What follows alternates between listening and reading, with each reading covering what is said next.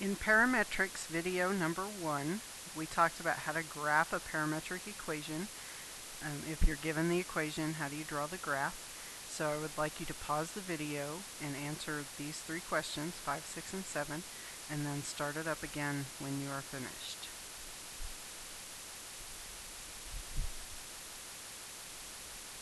Okay, remember that you are going to find your x and y values by plugging in the t into each equation, and then you're going to plot your x and y just like you would on a regular graph. Here are the answers for numbers 5, 6, and 7, so if you'll check your work quickly. The starting point on the graph is always the coordinates that you get when you plug in for t equals 0. So you will notice on this graph, my first point is the 4, -3 that I got when t was 0. Okay, now if you look at the equation, number 6 is asking you to look at the equation and see where those numbers fall in the equation. So if you look in the equation, the constant, or the number that's by itself, comes from those coordinates from the starting point. The x was 4. I have a 4 in the x equation. The y was -3. There's a -3 in the y equation. Okay, the slope of the line is what you get if you'll think rise over run, going from t equals 0 to t equals 1. So in this case, we are rising 2, and the run is 3 to the left, so that would give me -3. So that's where you get the slope of -2/3. Now, look at your equation again. Okay, in front of the t values is where you find the slope. The rise is with the y equation, because y is vertical. The run, the -3, is with the x equation, and it always goes in front of the t. So to write the equation of a line in into parametric function, you're just going to need to look at the starting point and at the slope of the line.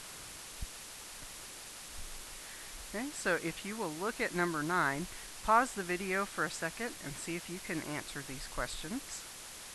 And then when you're ready, we will go on and look at the answer.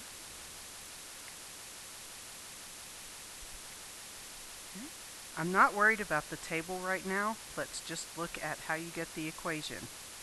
Okay, so we know we need the starting point for the constant, so I need to know where this point is for t equals 0. And the coordinates are -2, -3. Those are the constants in the x and y equations. So x is -2, y is -3. Okay, now to figure out what goes in front of the t, we're going to use the slope. So let's count the rise over the run. My rise is +2 because I'm going up 2, and the run is 1 to the right, so that would be +1. Your rise, your vertical direction, goes with the y equation, so I'll put the 2 in front of the t, and my run, the 1, is going into the x equation. So my equations would be x equal -2 plus t, and y equals -3 plus 2t.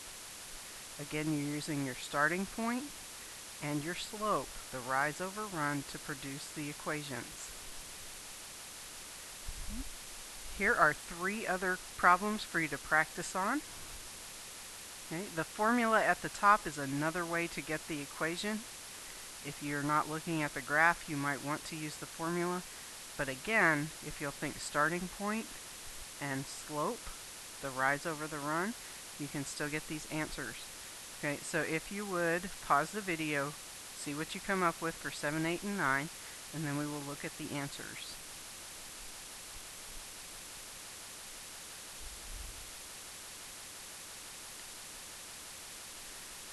Okay, here are the answers for these questions.